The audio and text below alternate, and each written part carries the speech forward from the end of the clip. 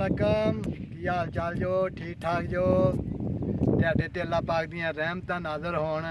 ਅੱਛਾ ਯਾਰ ਅਸੀਂ ਅੱਜ ਨਾ ਆਏ ਸੀ ਨਿਕਲੇ ਸੀ ਬਾਹਰ ਤੇ ਸਾਡੇ ਨਾ ਯਾਰਾਂ ਦੋਸਤਾਂ ਦੇ ਕੋਈ ਫਾਰਮ ਸੀ ਤੇ ਸਾਨੂੰ ਉਹਨਾਂ ਨੇ ਦਾਵਤ ਦਿੱਤੀ ਸੀ ਵੀ ਆਓ ਯਾਰ ਜਰਾ ਵਿਜ਼ਿਟ ਕਰੋ ਤੇ ਸਾਡੇ ਵੀ ਫਾਰਮਾਂ ਦੀ ਨਾ ਥੋੜੀ ਜੀ ਆਪਣਾ ਵੀਡੀਓ ਸ਼ੀਡੀਓ ਬਣਾ ਕੇ ਨਾ YouTube ਤੇ ਚਾੜੋ।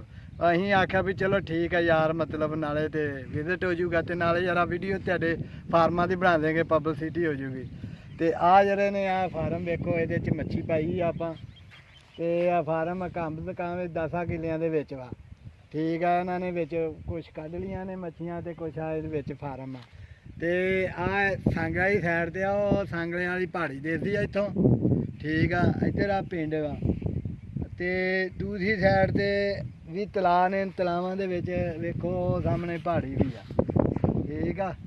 ਤੇ ਇਹ ਸਾਰਾ ਏਰੀਆ ਜਿਹੜਾ ਨਾ ਮੱਛਲੀ ਫਾਰਮ ਉਹਨਾਂ ਬਣਾ ਛੜਿਆ। ਪਹਿਲਾਂ ਸਾਰਾ ਹੀ ਜੰਗਲ ਹੁੰਦਾ ਸੀ ਬਿਆਬਾਨ ਜੰਗਲ ਕੋਈ ਦੂਰ ਦੂਰ ਤੱਕ ਚੀਜ਼ ਨਹੀਂ ਦੇਖਦੇ ਹੁੰਦੇ ਲੇਕਿਨ ਉਹਨਾਂ ਨੇ ਮਿਹਨਤ ਕੀਤੀ ਆਪਣੀ ਜ਼ਮੀਨ ਨੂੰ ਆਬਾਦ ਕੀਤਾ ਤੇ ਫਾਰਮ ਪਾ ਕੇ ਮੱਛਲੀ ਫਾਰਮ ਬਣਾਏ ਨੇ। ਹੁਣ ਮਾਸ਼ਾਅੱਲਾ ਢੇਰ ਸਾਰੇ ਦੋ ਤਿੰਨ ਮਰਬਿਆਂ ਦੇ ਵਿੱਚ ਉਹਨਾਂ ਨੇ ਫਾਰਮ ਬਣਾਏ ਨੇ।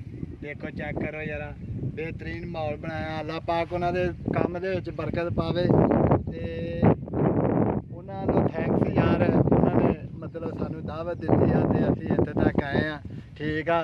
ते वीडियो चंगी लगे तो शेयर करो कमेंट करो तो साडे चैनल में सबसक्राइब करया करो यार। तुहाडे हौसला अफजाई नाल ही असीं नवीं तो नवीं वीडियो लियावांगे लेकिन उहदे विच ना मसनूई कोई चीज़ नहीं होएगी कुदरती होएगी। आप जो भी काम करांगे वो अपनी नेचर के नाल जुड़ के करांगे ठीक आ।